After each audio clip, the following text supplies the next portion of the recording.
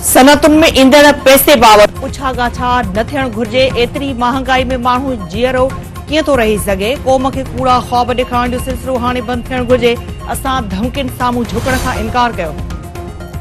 नवाज़ शरीफ़ वज़ीर आज़म तौर कामयाब थियो त खेसि उहिदे जो कसम खणाईंदुसि। शफ़ाफ़ ऐं एतमाद जोगियुनि चूंड लाइ समूरनि सियासी पार्टियुनि खे लेवल प्लेइंग फील्ड मिलणु ज़रूरी आहे।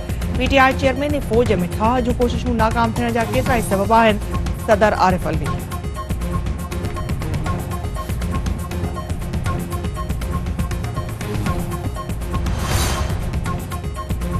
नाणे वारी निगरान वफ़ाक़ी वज़ीर शमशाद अख्तर चयो आहे त हुकूमत ख़र्चनि ऐं तवानाई जे अघनि में घटिताई कई वेंदी।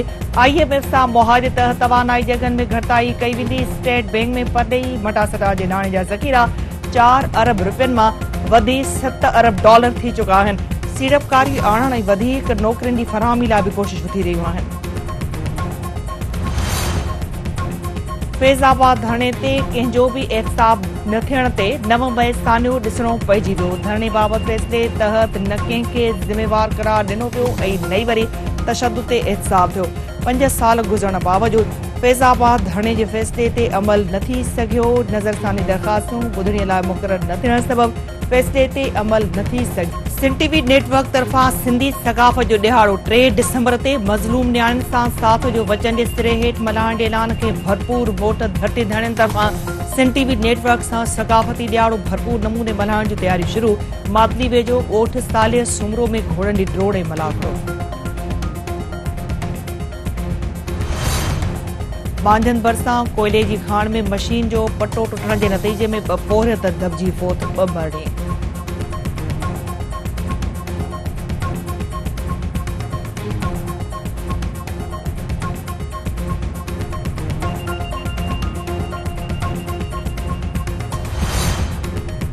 फैज़गंज में आबादगारनि इतिहाद तरफ़ां पानी जी खोट ख़िलाफ़ 3 ॾिहाड़े बेहतजाजी मुज़ाहिरो ऐं धरणो। फैज़गंज बार जे वकीलनि जी बि वधी जे इज़हार तौर धरणे में शिरकत। आपाशी अमलदारनि तरफ़ां मसइला हल करण जी ख़ातिरी खां पोइ एहतजाज ख़त्म करण जो ऐलान।